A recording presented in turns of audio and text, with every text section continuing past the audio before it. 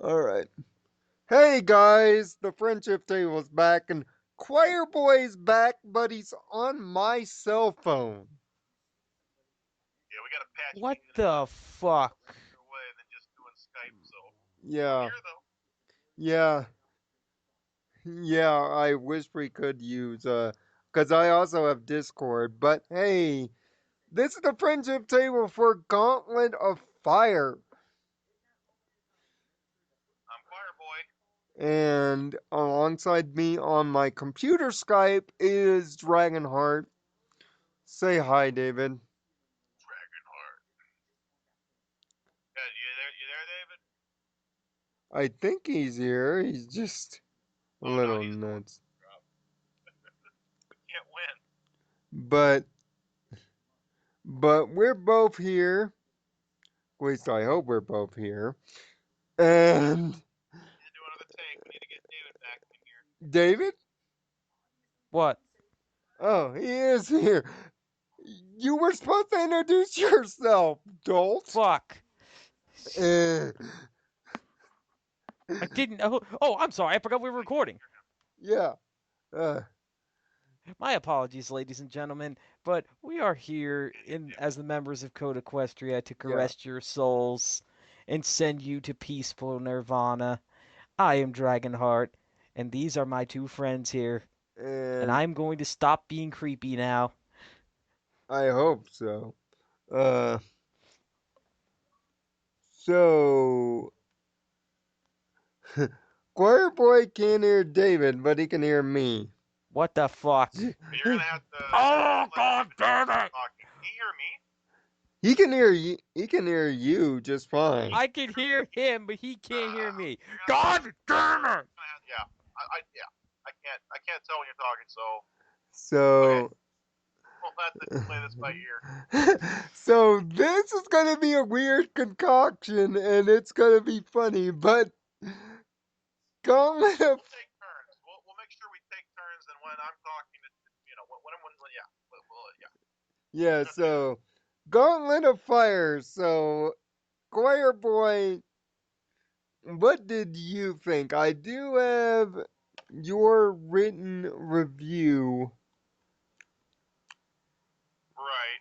I'm gonna read off of it and use it as talking points. So I'll just take the floor for a couple minutes here, and then I'll let you guys go at it between yourselves. So All right. since I can't hear David, let's just make sure I'll get my 2 cents in, and then we'll kind of go back and forth, that way. So starting off, let's see, what have I written here? Kudos to the writing team for making a perfect follow up to Dragon Quest, an episode that brought some brutality to the series. See, what we've seen in these 2 episodes is the dragons, who by nature are stubborn and tough, and they fight over stuff, and they're just. It's like this is a kid show, but they bring in these rough, tumble characters who are portrayed pretty well. So I think it's cool to see that in like a kids show where they can show, even if it's a bit tamed down, it's still kind of rough. It's a cool thing to see. Kids need to learn about some aggression and stuff like that. They need to see that this stuff exists in the world. So the dragons do a good job of doing that. So we're in the Dragonlands for the bulk of this episode, and it is glorious. It's a great location for the story. We've seen a little bit of it in the last, or the season 2 episode, but this time we see even more perilous uh, places in this location: jagged rock, volcanoes, and all these monsters. And it advances the dragon culture, which much like the ponies don't know a lot about it. We don't really know a lot about it either. So we see a great character, the Dragon Lord, and I find him to be block-headed and bold, but he's still reasonable. I like the fact that he is, large and in charge, but when Spike, rebuts and says, "Oh, I don't think I can compete," he's just like, "All right, fine, whatever." But also, it's great to see him welcome back right away when he changes his mind. Um, I really like the character Princess Ember. She's your typical, cliche princess or teenager who is rebellious to her dad and wants to prove him wrong.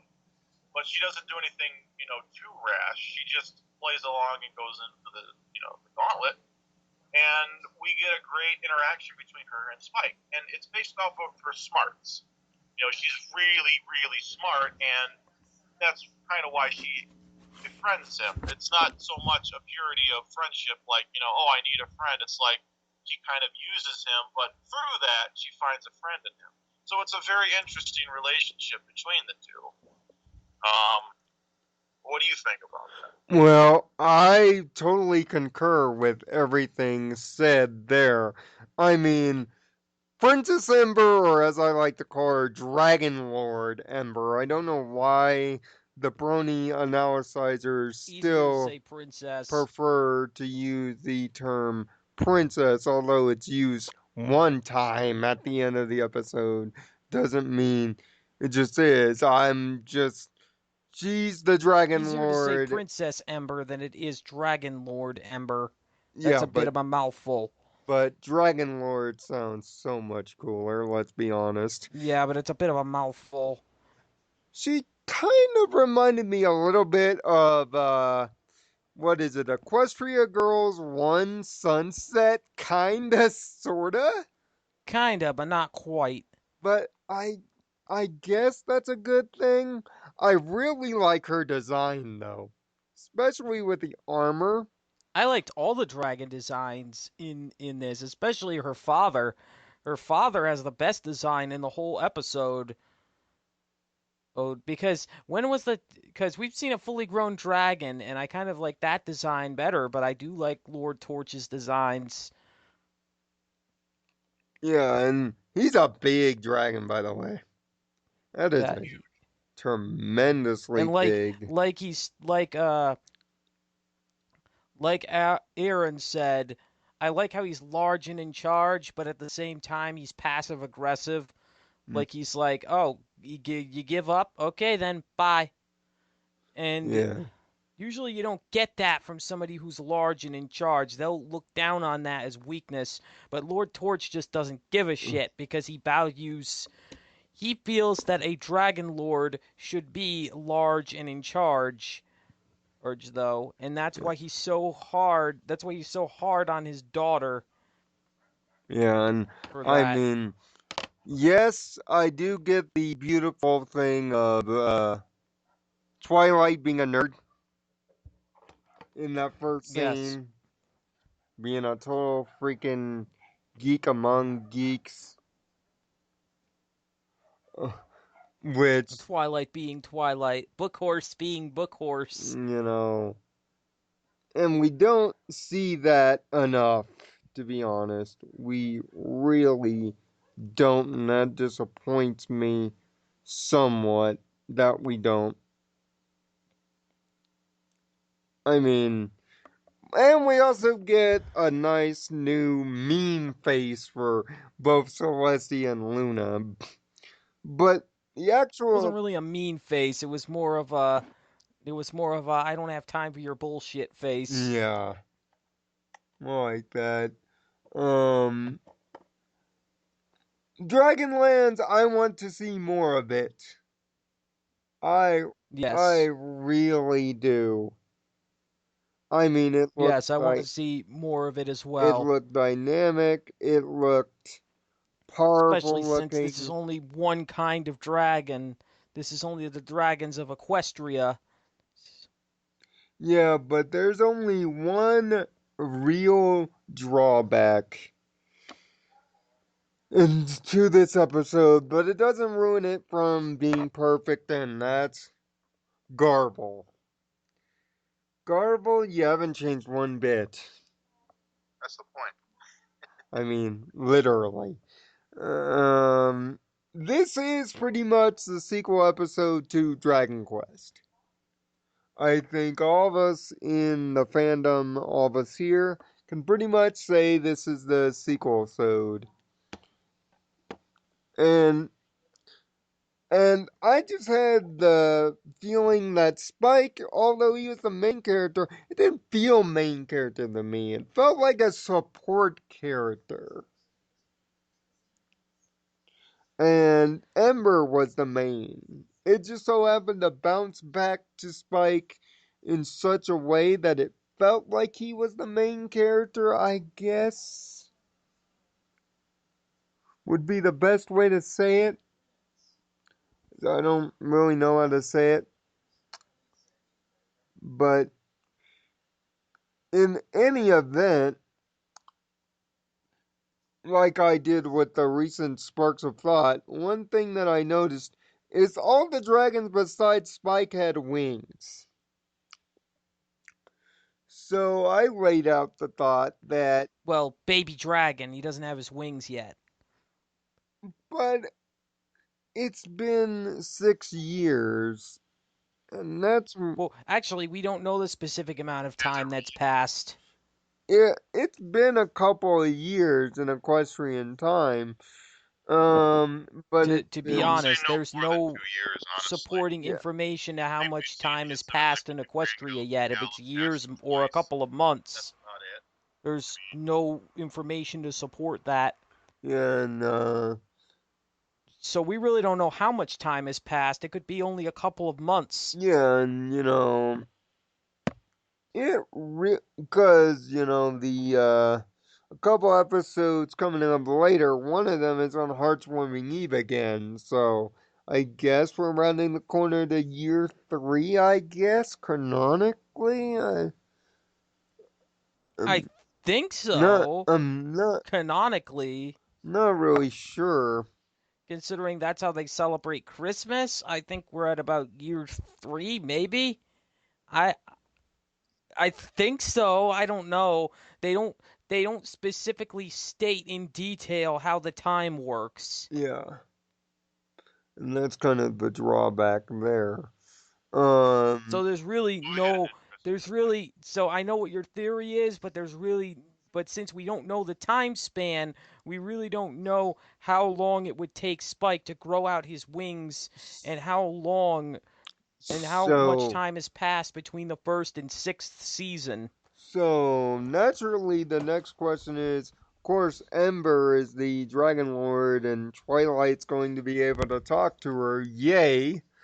But let's just say, for the hypothetical sake, let's say the situations were flipped and Spike was the Dragon Lord. Uh, how do you think if they went the other way, it would have changed the dynamics of the show? He's too young. It wouldn't have gone well. If they went that way. If they went that way with Spike, it wouldn't have gone well. He would be too inexperienced to actually lead anybody. I mean, just I that. mean, most of the time, and this is based on the last couple of seasons when I've been watching him, he's mostly he has done very well by himself, but most of the time he has someone supporting him in the role. Oh, the role of Dragon Lord is a burden that he has to take on by himself. And he said that he would have to leave Ponyville and stay there as full time in order to do so. Which means Twilight and the girls just can't come there every single time he has a problem. Although, although one would think that if the problem was major enough, they definitely If the would. problem was major enough, yes. But if it was like a political issue or something like that, you can't have Twilight come out for every single political issue that Spike has to resolve. And that would be correct there. I mean, the, And he's not very good. And here's another thing. Spike is not very good with politics. no, he's not very good with being told no either, and he's Yeah, very and he doesn't know prone restraint. So in to politics, you need to be patient and you need to have restraint. If you don't have either of those things, then you shouldn't be in politics. temptation there. Um, Because it's a country, it's essentially a whole race of Equestria's dragons that Spike is ruling over and is giving orders to. so okay, now because we're back with the scores, I brought Aaron back in because for some odd reason I think it was my fault. Our part of the call dropped. Um, Or if you so, have something else to say. so go ahead and say it, Aaron. All right, there was something I wrote in here. Um, when Spike realizes that he should probably try to win the Gauntlet of Fire because the next dragon seems to be ready to go and wreck the ponies. It seems to beg a huge question. Why hasn't something like that happened yet? Is Hmm. Porch even more reasonable than stated? Why would the younger dragons be so gung ho to pillage and burn Equestria while their leader hasn't instructed them to do so? Could the dragons have bigger issues that they need to see to, or is there something the ponies do that benefits dragons? Usually it's the newer generation who's willing to put aside the past tension of their fathers. Here it's reversed, which may provide great content for another episode to address these questions. I just hope it doesn't take 4 seasons to get to it, which I doubt there'd be 4 extra seasons from this point. But anyway, Probably it just two. begs the question: why haven't we seen more pony versus dragon stuff? Like I Hmm. said, there must be some good reason. It could make a whole new. They could have one more big episode with the dragons Especially and the ponies to explain this further, as well as sum up all that they've learned about dragons between Twilight and Dragon Lord Ember. When they met especially now. since So the there's something to especially be said since about that. That's dragons what I'd like to see. Why haven't they done es- that? especially since that they've hinted that dragons especially since that they've hinted that dragons and ponies don't exact well they've already stated that dragons and ponies never get along, that they get along about as well as ponies do with diamond dogs, Yeah, and and that was even further reiterated in the comics. except worse because some dragons like Garble want to actively wipe pony kind from existence. Yeah, and that was even expressed in the comics. You So know, what And was? that's pretty dark to have Garble suggest something like that, to uh, suggest genocide in a kids pony show. dragon racism. Read, I believe it's Friends Forever number 14 that addresses the issue directly. That addresses in a widespread issue, a very broad issue of Um, racism, and it handles it well, to be honest. um, and that's where the character of Mira is introduced, which trust me, the fandom is already trying to ship our two dragon leads already, cause fandom. But it's not as prominent as Spike in Rarity. Yeah. Which, by the way, Rarity's point in this episode. I think Rarity was actually good in this episode. I think she was necessary. I'd say she was. She was funny in Rarity this was episode. Spike's drive for doing what he did. That was really her point in this episode, because she already has developed an attachment to her more than anyone else in the entire series, even Twilight. So Yeah, she kind so of needed to be there in order to urge him on and to get him and to remind him of what he's really fighting for. okay, with all the analysis and all the brainstorming done, it's time to put a bow on this with the scores. Aaron, you go first. 6 out of 6, perfect score. Perfect. The one little thing that kind of bugged me a little bit is how Princess Ember's trying to hide her identity at first, and then right after she takes her mask off. That was the one thing that stood out to me. Like, what the heck? Yeah. Well, because her father But didn't other than want her that, to it's like, yeah, participate, and she everything didn't is just want done any of really them well. going back.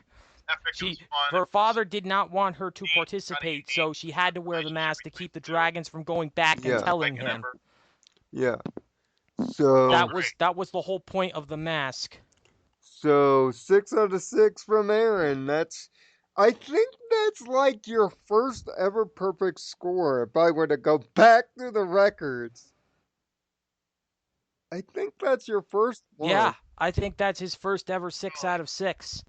If I were to go back through the dozen or so tables we've done, I think that's your first I think one. that's his first ever 6 out of 6. I'm pretty sure. So David, are you going to continue the trend? 6 out of 6. Wow.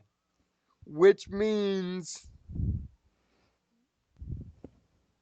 ladies and gentlemen, it officially means that Gauntlet of Fire gets our gold star rating. Yeah, for the first time ever, ladies and gentlemen, on this show, we have everyone having a perfect score on an episode. Yeah, I mean, wow. I mean, Now, if you haven't watched this episode and you're a fan of the series, watch it. really. And trust me, you may not have the same opinions that we do, but you will like this episode. You will enjoy this episode, especially if you're Spike fans. Especially if you're Spike fans, if you want to know the lore of Equestria more, or in Dragon culture, and if you want to be introduced to a delightful new character. I mean, that is absolutely amazing that it's perfect. Oh, and if you hate Garble, watch this episode. He definitely gets his comeuppance. So, okay, picked the wrong one. Um, as I'm bouncing around my phone here. So, with that said, we're gonna get Aaron back here to say goodbye. I'm hoping everything caught, really, because we've had a really good conversation here. Um, so we're bringing you back in to finish things up, but yeah, it's the first overall perfect score Cool. for the Uh, entire channel. In the history of the show, cool. Yeah. yup, So the if we're still first recording, I ever might as well go ahead and say bye before perfect my phone perfect drops out again. six. Yeah. Uh, So see you guys later. so thanks for joining us and thanks for using my phone. Hopefully this caught on tape. By I'll the way, who double wrote this check. episode again? Dave Polsky, No, we had two writers for this one. Jonna Lewis, and Christy Songo. Yeah, I believe so. But thanks to Choir Boy for stopping in and making it work. For me, I am Nirvana Sparkle. Find peace in your own Nirvana. We'll see you And in I'm 2 weeks. Dragonheart. And I'm Dragonheart. Have a heart to think positively. And bye bye for now. Yeah, and we'll see you in 2 weeks for No Second Prances. For No Second Prances, where we tackle rarity sods. Where we Uh, tackle a rarity sode.